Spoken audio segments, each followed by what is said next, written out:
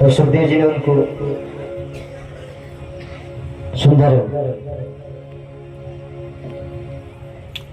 सुखदेव जी से प्रश्न किया, कहा बोल श्री गुरुदेव भगवान की जय हो। राजा परीक्षित ने जब सुखदेव जी से प्रश्न किया, सुखदेव जी ने प्रश्न सुनकर राजा परीक्षित को उत्तर दिया, कहा राजन, आपने लोक हित के लिए बड़ा सुंदर प्रश्न किया है। देखो राजन, जीव इस प्रकार व्यस्त जीवन में फंस जाता है कि इस प्रकार व्यस्त जीवन की माया में फंस जाता है कि वो भूल जाता है कि वो उसका असली घर ये नहीं है, उसका असली घर तो वो है जहाँ से वो आया है।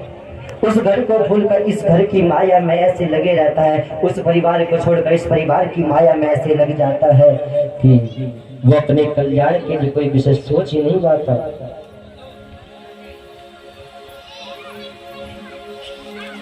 देखो, ये समस्त संसार जो है ये केवल भगवान का स्वरूप है।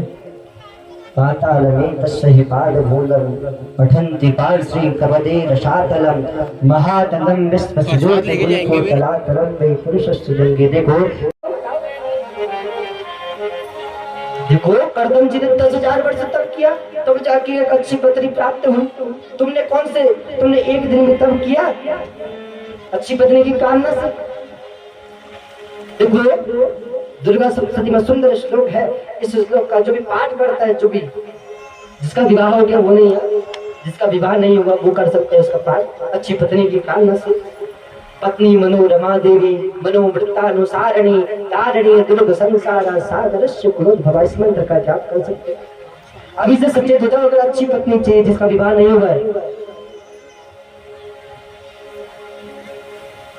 इसका अर्थ है कि पत्नी मनोरमा देवी। पत्नी कैसी हो? कहा कि मन में जो रमण करती है पत्नी मनोरमा देवी। मनोवृत्तानुसारिणी, मन के अनुरुद्ध, मन के जो हमारा मन कह रहा है उस आधार में जो पत्नी पहले कार्य कर दे, हमारे मन की बातों को जानकर पहले वो काम कर दे, वो ऐसी पत्नी की कामना से। तारिणी दुर्ग संसार, और क्या करती है पत्नी? इस दुर्गम संसार को बंधन से तारती है। सादृश्य क्रोधवा, अगर अकेले अपना खुद नहीं तरती है, साथ ही साथ पूरे परिवार को तार देती है। अगर अच्छी पत्नी की प्राप्ति हो गई ना तो जीवन सुधर जाता है। और अगर पत्नी खराब मिल गई तो जीवन खराब हो जाता है। देखो पत्नी को कहा जाता है क्या? गृहिणी। और घर तब तक अच्छा नहीं चलता जब तक गृहिणी अच्छी नहीं हो, जब तक पत्नी अच्छी नहीं हो। अगर अच्छी तरह से घर को चलाना है ना तो अच्छी पत्नी चाहिए, चाहिए ना। और अगर खराब आ गई तो सारे घर का काम करना पड़ेगा, झाड़ू पोछा सब तुमको ही करना पड़ेगा। अच्छी मिल गई तो मनोवृत्तानुसारिणी, मन के अनुरूप काम कर देगी सारे का सारा, बिना कहे सब कर देगी। अगर तब अभी से नहीं किया ना तब इसके लिए जिसका विवाह नहीं हुआ है तो आगे चल के देख लो जो विवाहिक जीवन में घुसे हुए हैं किस प्रकार पत्नी की हाँ में हाँ मिलाते हैं।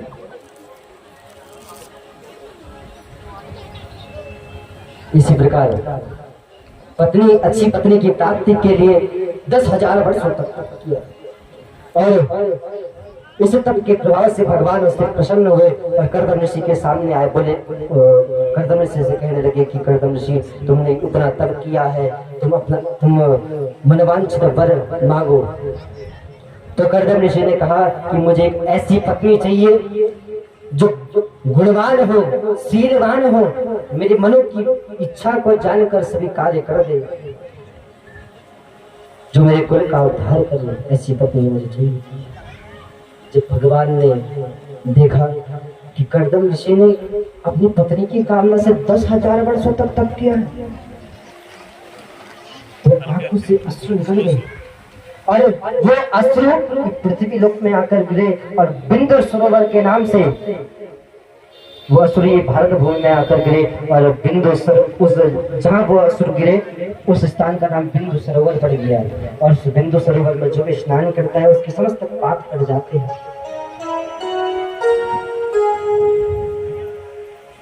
तब भगवान ने कर्दम ऋषि को वरदान दिया कि कर्दम ऋषि जाओ, तुम्हें एक अच्छी पुत्री की प्राप्ति होगी, तुम्हें मनु की पुत्री देवहूति से तुम्हारा विवाह होगा जो कि गुणवान है, शीलवान।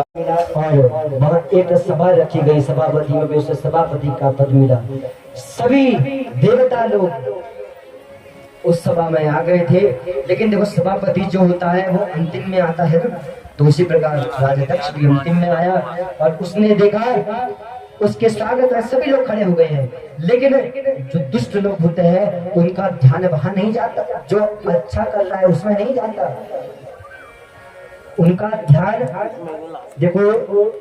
जो अभिमानी व्यक्ति होते हैं जब सभा में आए तो उन्होंने देखा कि सब खड़े हैं, उनका खड़े वाले व्यक्ति पर ध्यान नहीं जाता, पहले ध्यान जाता है कि कौन बैठा है। तो वैसे ही दक्ष का भी ध्यान गया कि कौन कौन बैठे हैं, खड़े वाले को उसने देखा ही नहीं, जो बैठे हैं उनको देखा कि 3 व्यक्ति बैठे हैं। कौन है?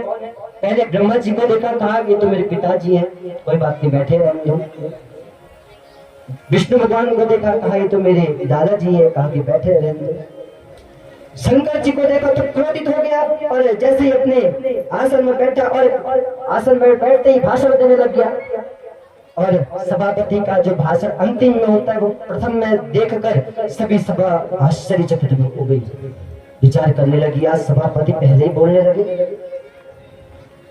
तो कहने लगा कि देखो जहां सत्य लोगों की सभा होती है ना, वहां असत्य को नहीं आना चाहिए। ऐसे असभ्य लोग सभा को,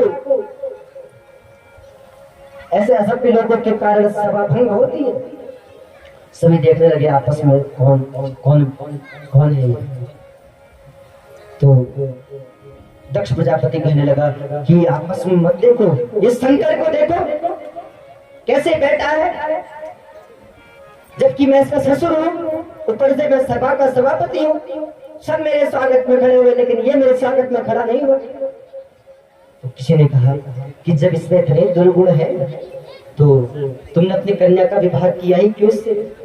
तो कहने लगे मैं अपनी कन्या का विवाह इससे नहीं करता, लेकिन मैंने अपने पिता की बात में आके इससे अपनी कन्या का विवाह कर दिया। ये तो भस्म धारण करने वाला, भूत प्रेतों के साथ रहने वाला,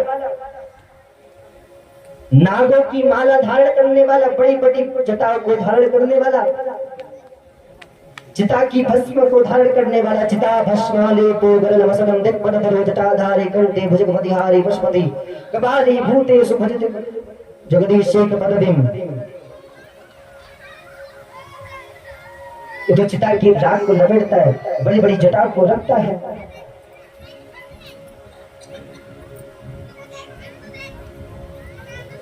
तो शंकर जी के लिए जब उल्टा उल्टा बोलने लगा तो शंकर जी शांत रहे और जब शंकर जी शांत रहे तो दक्ष को गुस्सा आ गया और क्रोध में उसने शंकर जी को श्राप दे दिया। कहा कि इस शंकर को यज्ञ में कोई भाग नहीं मिलेगा। जब शंकर जी के गण नंदी जी ने सुना तो नंदी जी को क्रोध आया। नंदी जी खड़े हुए, कहा कि दक्ष तूने शंकर जी को इस प्रकार का श्राप दिया, जब मैं तुझे श्राप देता हूँ जिस प्रकार तू मैं करके बकरे की तरह बोल रहा है, जब तेरा ये जो सर है ये बकरे का हो जाए। इसी प्रकार उस सभा में शापा शापी चलने लगी तो शंकर जी उस सभा से उठकर चले गए। और शंकर जी के जाने के बाद दक्ष ने अपने अपमान का बदला लेने के लिए, शिव जी को अपमानित करने के लिए भयंकर यज्ञ रखा। उस यज्ञ में सभी देवी देवता को बुलाया, लेकिन शंकर जी को उसमें आमंत्रित नहीं किया। और जब शंकर जी को आमंत्रित नहीं किया, जब सभी देवी देवता वहां से शंकर जी के कैलाश पर्वत से उड़ते हुए जब दक्ष प्रजापति के पास जाने लगे, उस यज्ञ में जाने लगे, तो माँ सती ने देखा। माँ सती ने पूछा कि कहाँ जा रहे हो देवियों? तो माँ सती का प्रश्न सुनकर देवियों ने कहा कि आपको नहीं पता आपके पिता ने इतना भयंकर यज्ञ रखा हुआ है, क्या आप नहीं जा रहे हो, क्या आपको निमंत्रण नहीं आया? तो कहने लगे नहीं नहीं, मेरे पास निमंत्रण तो आया होगा, मेरे शंकर जी को पक्का निमंत्रण दिया होगा, तुम जाओ मैं अभी आती हूँ। भागी भागी माँ सती शंकर जी के पास गई। शंकर जी ने कहा कि सती, जहाँ बुलाया नहीं जाए ना, ऐसे स्थान पे नहीं जाना चाहिए। सती कहने लगी, प्रभु मित्र के घर हो, पिता के घर हो, इन घरों में तो बिना बुलाए भी जा सकते हैं। तो शंकर जी कहने लगे कि सती देखो, जहाँ भूल हो जाए और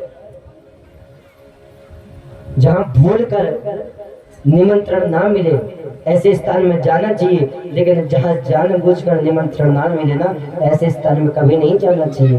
लेकिन सती मानी नहीं, सती अपने पिता के वहां जाने लगी। शंकर जी ने नंदी आदि गणों को सती माँ के साथ भेजा और सती माँ जब उस दक्ष के महल में पहुंची, बाकी सभी सती माँ को देखकर सती माँ का उपहास उड़ाने लगे, कहने लगे कि देखो बिना बुलाए मेहमान आ गए। लेकिन माँ का दिल जो होता है बड़ा कोमल होता है, पुत्र कैसा भी हो, दुष्ट हो, कैसा भी हो। देखो अपने पति को भूलकर माँ अपनी कन्या के पास भागी भागी चली आई और अपनी कन्या को गले से लगा लिया। कहा यहाँ सभी आए थे, तुम नहीं आए थे तो मेरा दिल बड़ा दुख रहा था। इस प्रकार से माँ प्रसूति ने गले लगाया और उसके पश्चात जब सती माँ ने सभी देवी देवताओं के आसन देखे, लेकिन उसमें अपने प्रभु शंकर जी का आसन नहीं देखा, उनका सिंहासन नहीं देखा, तो बड़ा क्रोध आया और सती माँ ने कहा कि जिस यज्ञ में भगवान शंकर को भाग न मिले, जिस यज्ञ में भगवान शंकर सम्मिलित ना हो, ऐसा यज्ञ कभी सफल नहीं हो सकता। तुमने शंकर का अपमान किया है, तुमने ना मैं अपने पिता के घर की हूँ, ना मैं शंकर जी के घर की हूँ, ये जन्म तुमने मुझे दिया है, इसीलिए ये शरीर तुम्हारे द्वारा मुझे प्राप्त हुआ है, इसलिए मैं शरीर का त्याग करती हूँ। माँ सती ने अपने शरीर का दाह किया और जब माँ सती का शरीर जल गया तो नंदी गणों को बड़ा क्रोध आया और उन्होंने यज्ञ को विध्वंस करना प्रारंभ कर दिया। उसी समय भृगु जी ने कृत्या को उत्पन्न किया और वो कृत्या ने सभी नंदी आदि गणों को भगा दिया। और उसी समय नारद जी शंकर जी के पास पहुंचे। नारद जी कहने लगे, प्रभु आप यहाँ तप कर रहे हो, आपकी पत्नी आग में जल के अपने देह का त्याग कर दिया है। तो शंकर जी ने पूछा कि कैसे हुआ? तो नारद जी ने थोड़ा सा और आग में घी डाल दिया, कहा कि वो दक्ष ने ना आपकी पत्नी को धक्का मार दिया है अग्निकुंड में।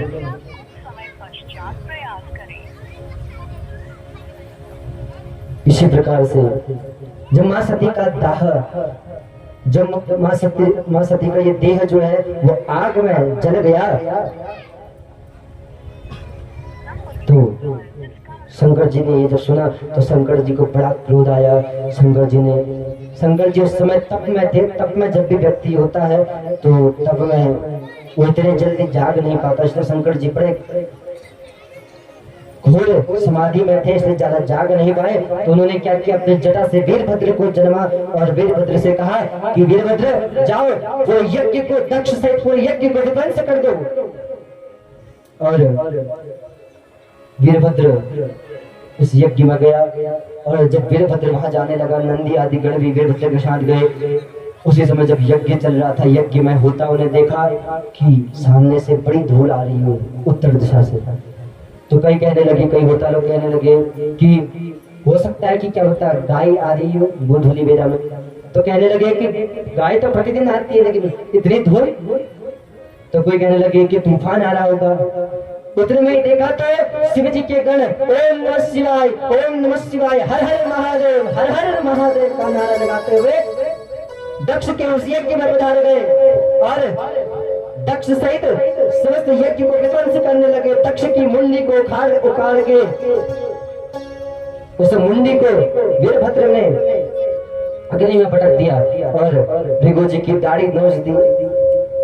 इस प्रकार यज्ञ को पूरा विध्वंस कर दिया। देवता लोगों ने हाहाकार मचाते हुए भागे भागे ब्रह्मा जी के शरण में पहुंचे, भगवान विष्णु के शरण में पहुंचे।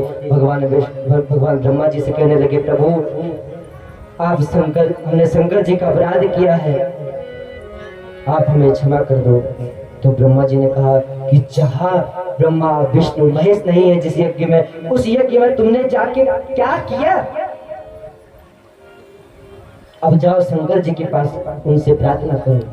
तो सभी देवी देवता भगवान शंकर जी के पास पहुंच के उनसे प्रार्थना करने लगे, कहने लगे कि कैलाश के निवासी नमो बार बार हो, नमो बार बार हो, आयो शरण तिहारी बोले तार तार हो, आयो शरण तिहारी बोले तार तार हो, कैलाश के निवासी नमो बार बार हो, नमो बार बार हो, आयो शरण तिहारी बोले तार तार हो, आयो शरण तिहारी बोले तार तार हो, आयो शरण तिहारी बोले तार तार हो, कैलाश के निवासी नमो बार बार हो, नमो बार बार हो, आयो शरण तिहारी बोले तार तार हो, आयो शरण तिहारी बोले तार तार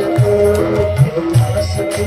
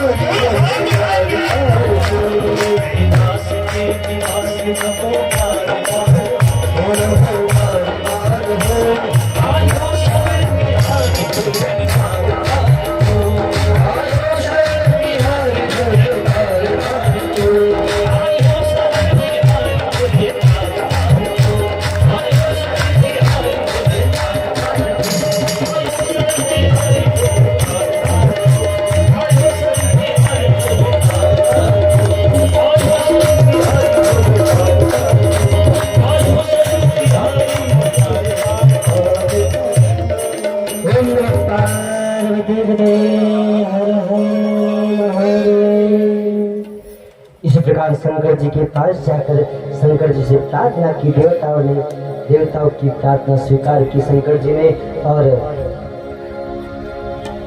दक्ष के सर के बदले उसमें बकरी का सर लगवाया।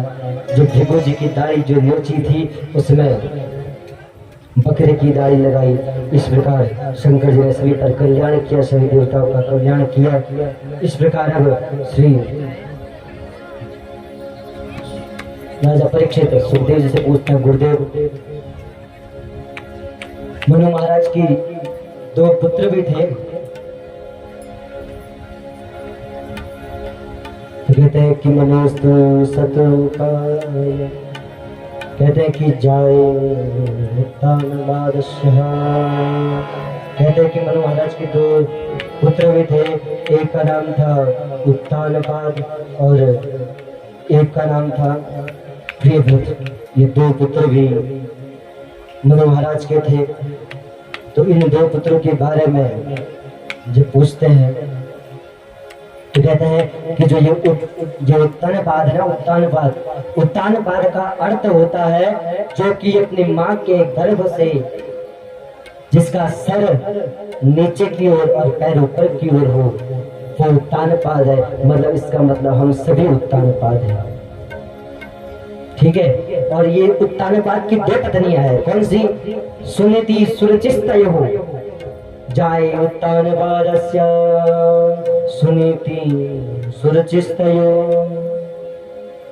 ताकि उत्तानपाद की 2 पत्नियां हैं, सुनीति और सुरुचि।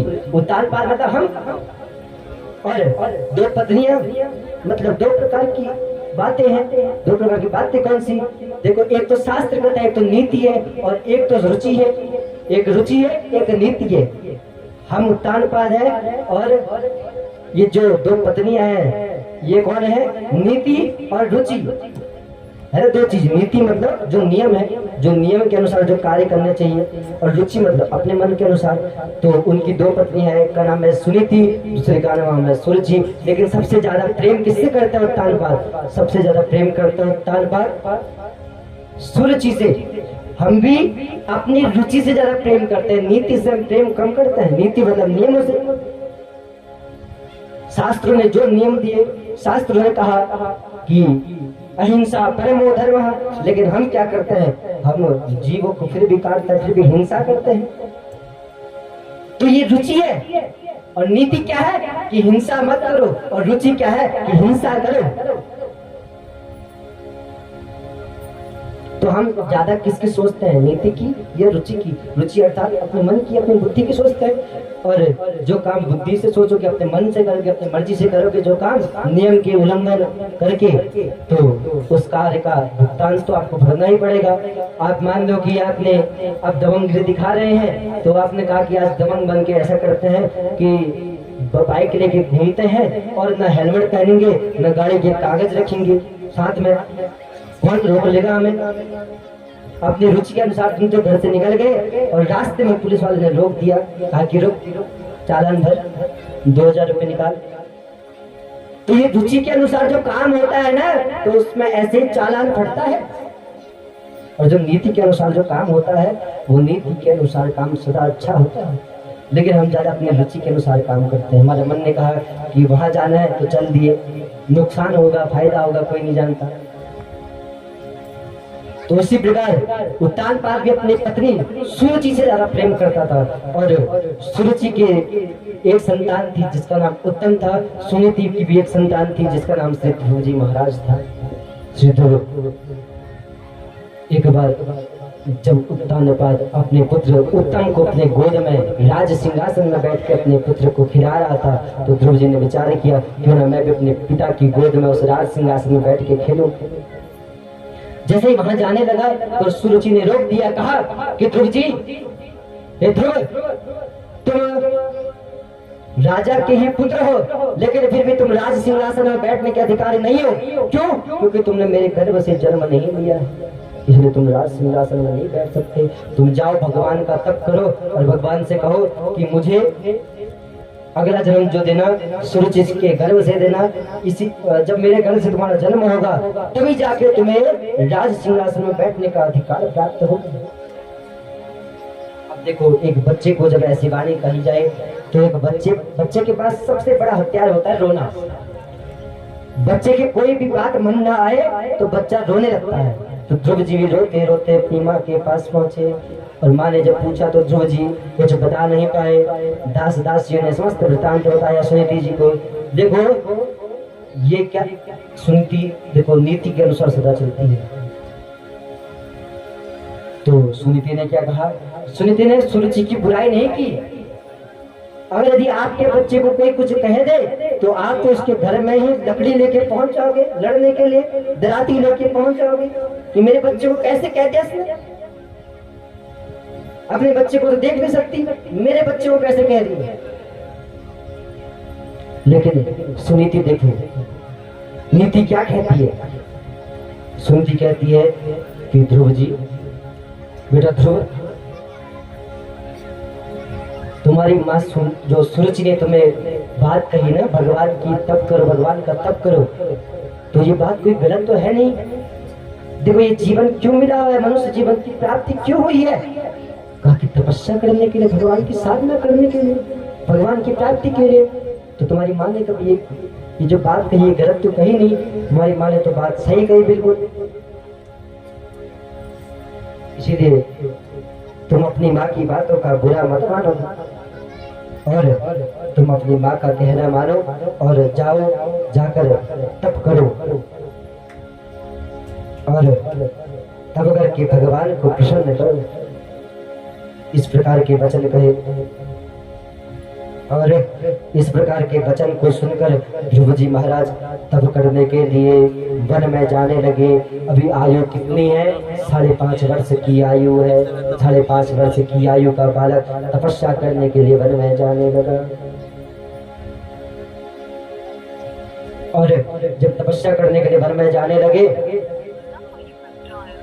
तो नारद जी ने विचार किया कि छोटा बालक और तपस्या करने जा रहा है, इसकी परीक्षा ली जाएगी।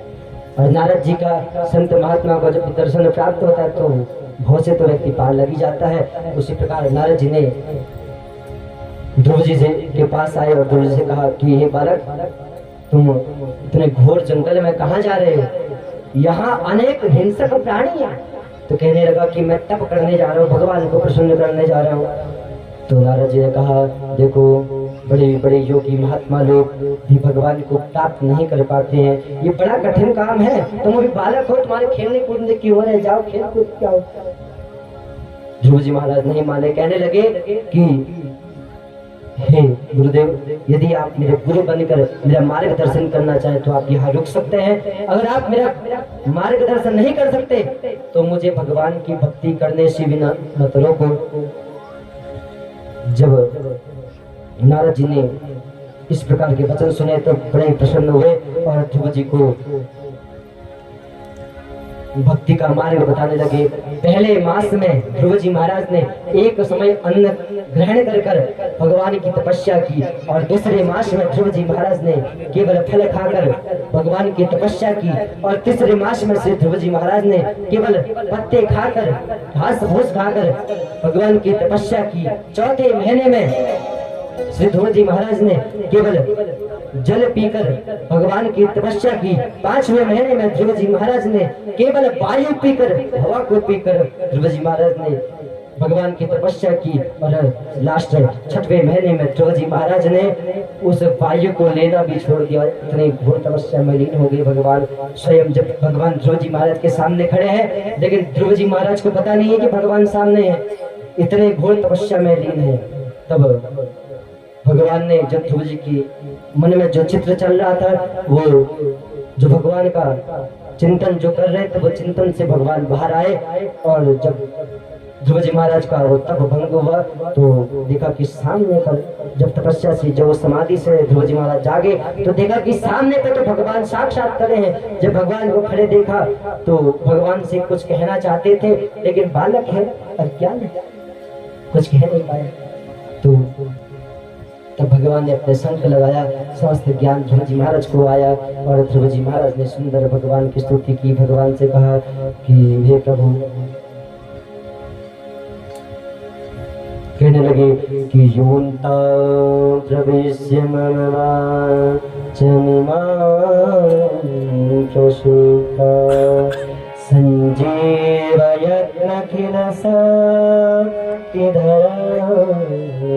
सुधाम अन्यास्तहस्तचरणा शरणत्वगादि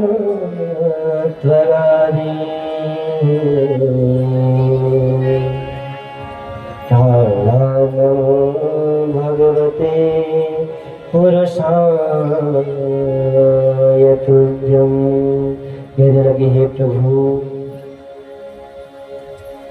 मैं तो इस संसार को मांगने चला था, मैं तो अपने पिता को मांगने चला था।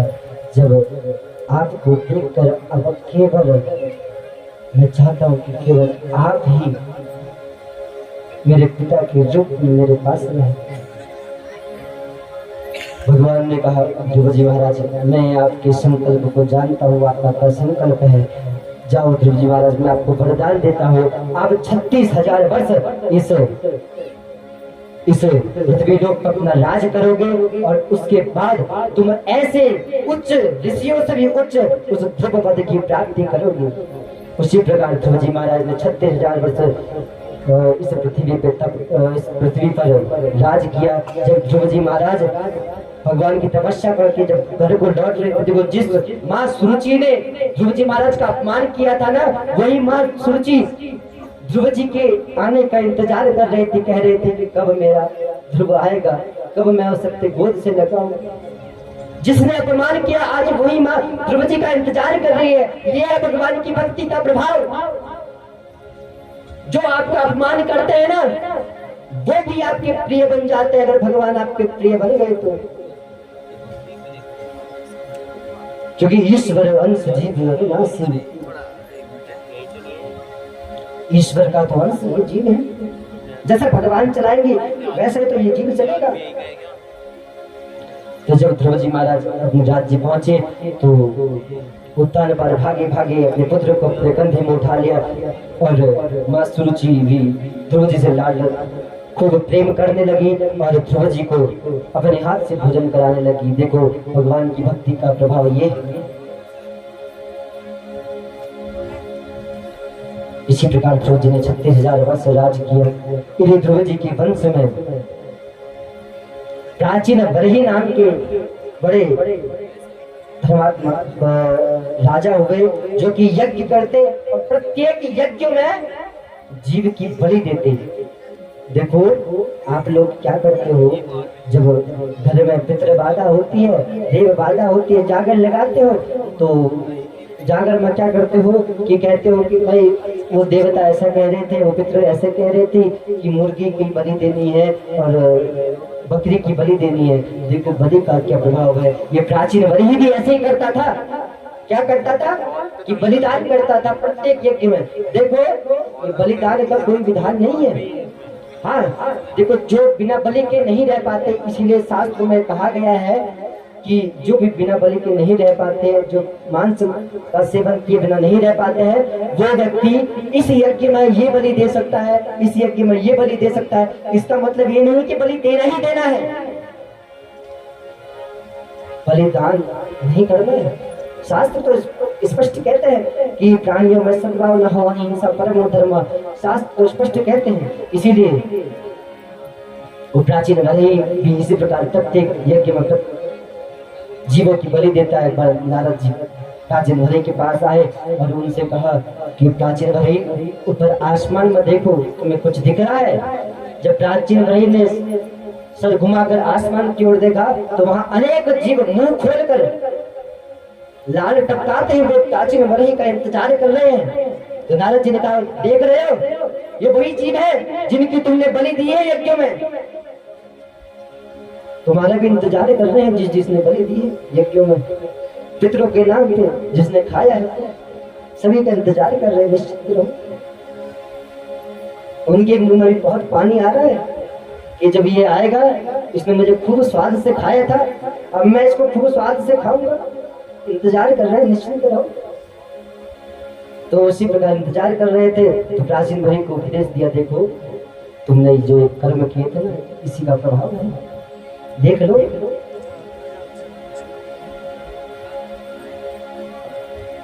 तब उनको सुंदर उपदेश दिया, कहा कि देखो प्राचीन वही, एक देखो, एक अभिज्ञात है और एक पुरंजन है, ये दोनों आपस में मित्र हैं। अभिज्ञात और पुरंजन दो मित्र हैं, परम मित्र हैं। एक बार पुरंजन की इच्छा हुई कि मैं संसार का भ्रमण करके आऊं, इस पृथ्वी लोक का भ्रमण करके आऊं, इस पृथ्वी के नगरों का भ्रमण करके आऊं। तो जब उसको भ्रमण करने की इच्छा हुई तो तो अभिज्ञात ने कहा कि जाओ मित्र, तुम भ्रमण तो कर लो, लेकिन ये ध्यान रखना कि कहीं खो मत जाना। ये बड़ा बहुत लंबा चौड़ा मेला है इस संसार का, इधर कहीं खो मत जाना। तो वो पुरंजन अनेक नगरों में घुमा, 84 लाख नगरों में घुमा, उसे कोई पसंद नहीं आया। उसने उसके पास बात देखा कि एक 9 द्वार वाला एक बड़ा सुंदर नगर है। उसने 9 द्वार वाले सुंदर नगर में प्रवेश किया है। उसने इस सुंदर 9 द्वार वाले नगर में प्रवेश किया है और जब इस नगर में प्रवेश किया तो इस नगर में उसे एक राजकुमारी दिखी। उसके साथ 10 सैनिक भी थे। उस राजकुमारी के साथ 10 सैनिक भी थे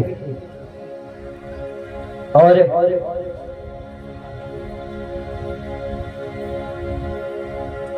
वो राजकुमारी इतनी सुंदर थी। वो पुरंजन उस राजकुमारी को देख के मोहित हो गया और उससे विवाह का प्रसंग रखा। कहा कि तुम मुझसे विवाह करोगी?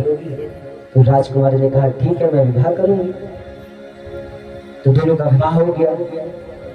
तो पुरंजन ने जब उस राजकुमारी का नाम पूछा, उसने कहा मेरा कोई नाम नहीं है। तो पुरंजन ने कहा ठीक है, मेरा नाम पुरंजन है तो तुम्हारा नाम पुरंजनी है। तो पुरंजन उस पुरंजनी के प्रेम में इतना पागल हो गया कि क्वचित हसत्याम हसति जलपंत्याम जलपति क्वचित रुदंत्याम रुदति। इतना प्रेम पागल हो गया कि क्वचित रुदत्याम रुदति जलपंत्याम जलपति मनु क्वचित हसन्त्याम हसति। वो जब हंसती तो खुद हंसने लगता, वो जब रोती तो खुद रोने लगता। वो उसको जब जल की प्यास लगती, पानी पीने जाती तो खुद पानी पीने लगता। जैसा वो करती वैसा वो करने लगता। इतना प्रेम पागल हो गया, इतना उस पुरंजनी की प्रेम पागल हो गया। उसी नगर में ज्वरा नाम की कन्या रहती थी और वो कन्या कुरूप थी। उसका विवाह नहीं हुआ था तो उससे कोई विवाह नहीं करता था। इसलिए उसने वो काल के पास गई और काल के पास जाकर उसने कहा कि मुझसे कोई विवाह नहीं करता। तब काल ने उसको गण दिए, उसको ज्वर आदि कई उसको गण दिए। उस गण के साथ उस ज्वरा ने उस पुरंजन से जबरदस्ती विवाह कर दिया। और जब विवाह हुआ तो जो पुरंजन के जो सेवक लगे हुए थे, जो पुरंजनी के साथ जो 10 सेवक लगे हुए थे, जो 10 सैनिक थे, वो 10 सैनिक धीरे धीरे करके एक एक करके वो सैनिक भी मरते जा रहे थे। जब सारे के सारे सैनिक परास्त हो गए और पुरंजनी ने अपने देह का त्याग किया तो पुरंजनी के प्रेम में इतना पागल हो गया कि उसी पुरंजनी का चिंतन करते हुए उसने अपने शरीर का त्याग कर दिया। और जिसका सोच करके, जिसका विचार करके आप अपने शरीर का त्याग करते हो ना, आपको वही जन्म की प्राप्ति होती है। आप स्त्री का विचार करके अगर अपने शरीर का त्याग करोगे तो आपको स्त्री का जन्म प्राप्त होगा। आप कुत्ते का विचार करके आपको कुत्ते का जन्म प्राप्त होगा। भाई आजकल तो लोगों को कुत्ते से इतना प्रेम हो गया है कि अपने बिस्तरों में उनको सुलाते हैं। अरे कई लोग तो उसके लिए कपड़े भी सिलवा लेते हैं आजकल कुत्तों के लिए। कैसा कैसा समय आ गया है, कुत्ते भी कपड़े पहन रहे हैं। जीव इंसानों की उतनी कीमत नहीं है जितनी कुत्तों की कीमत है।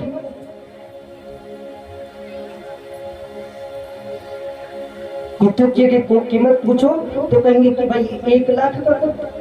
इतने तो इंसान की कीमत नहीं है आजकल जितनी कुत्तों की होगी। कहते हैं कि इसके खर्चे में महीने के इस पर 20-30 हजार का खर्चा है। इतना तो एक मनुष्य का खर्चा नहीं है महीने का जितना उस कुत्ते का है। कहते हैं कि उसके लिए डेली की बाहर के खाने आते हैं, क्या क्या चीजें आते हैं, उसके प्रोटीन के लिए कई चीजें आते हैं। इंसान की तो तुम अपना तो तुम ध्यान नहीं रख सकते हो, कुत्तों का ऐसे ध्यान रखते हो। तो इतना प्रेम कुत्ते से करोगे ना, अगला जन्म कुत्ता ही मिलेगा, निश्चिंत रहो। लेकिन कोई तुम्हें ऐसे प्रेम से पालेगा, बढ़िया करेगा।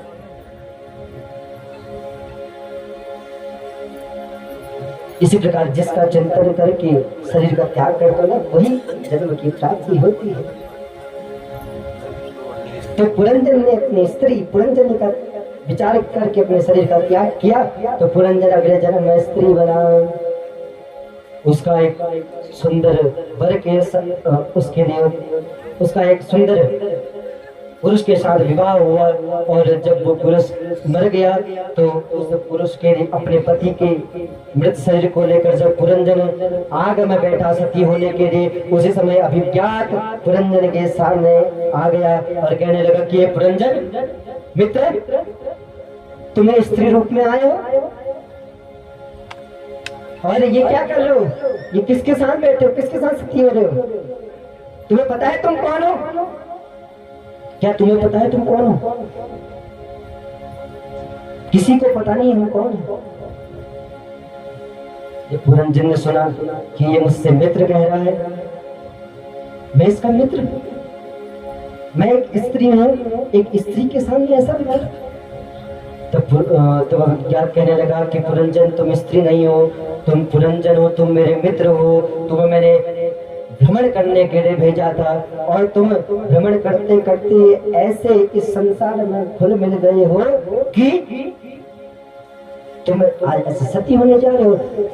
तब पुरंजन को याद आया, हाँ ये तो मेरा मित्र अभिज्ञात है, मैं तो केवल संसार के भ्रमण के लिए आया था। आप जानते हैं ये पुरंजन कौन है? ये पुरंजन हम है। ये पुरंजन और हम हमारी ये आत्मा अनेक नगरों में भ्रमण किया, 84 लाख योनि में गई, अनेक नगरों में गई। उसके बाद ये 9 द्वारों वाला ये नगर मनुष्य जन्म। 9 द्वार कौन से? नासिका के 2, नेत्रों के 2, मुख का और मलमूत्र का, कानों के 2, ये 9 द्वार है। इन 9 द्वार के रास्ते ये आत्मा प्रवेश करती है शरीर में।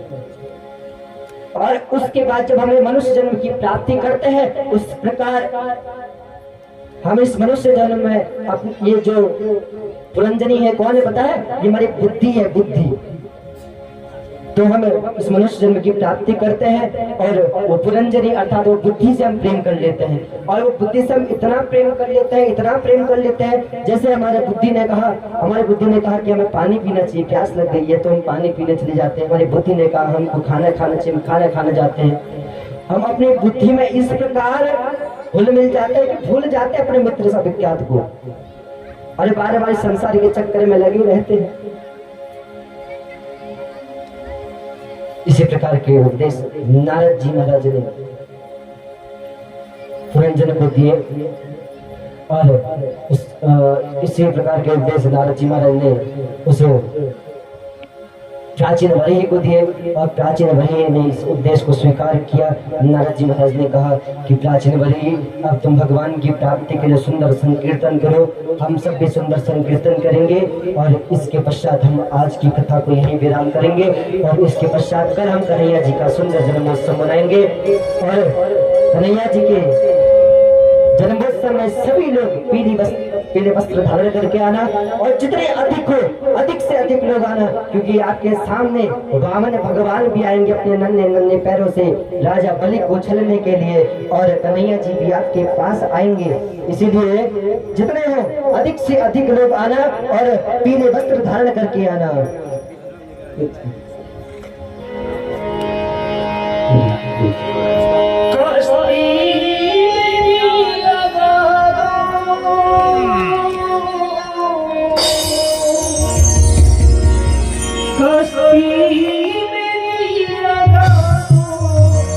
उस पार